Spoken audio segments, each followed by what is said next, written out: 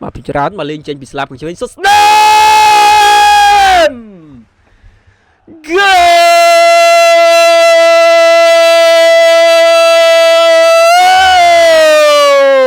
ban mùi crop hơi Kylian Mbappe ជាអ្នកសុទ្ធគ្រាប់បាល់ទី1ឲ្យ Real Madrid នាំមុខទៅលើក្រុម Sevilla 1-0 រូបភាពយឺតបញ្ជាក់មកម្ដងទៀតកន្លងនេះ Mbappe វ៉ាលេមួយជើងស្ដាំពីចម្ងាយបាទគ្រាប់បាល់ទី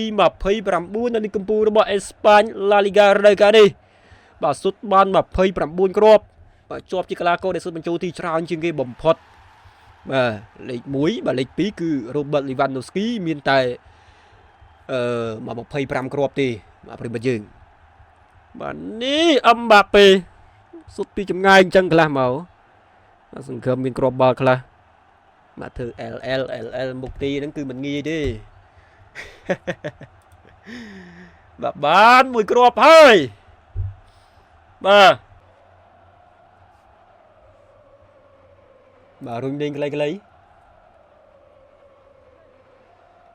បាទសុទ្ធស្ដាំបាទ2-0បាត់ទៅហើយបាទឥឡូវតែ reply comment បងប្អូនយើងឥឡូវគឺបាទ Real Madrid ដាក់ការនៅមុខបាទ2-0បាទទៅលើក្រុមបាទ Sevilla បាទនេះលើកមកតែទម្លាក់សុទ្ធឆ្វេងផ្លឹបបាទពី Bellingham បាទ Bellingham បា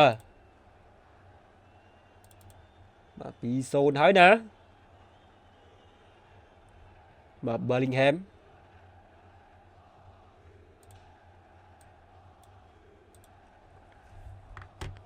បាទនៅមានគ្រាប់បាល់បន្តទៀតបាទមិនទាន់អស់ទេបាទឱកាសកន្លែងនេះសុទ្ធស្ដាំចាប់បានពីអ្នកចាំទី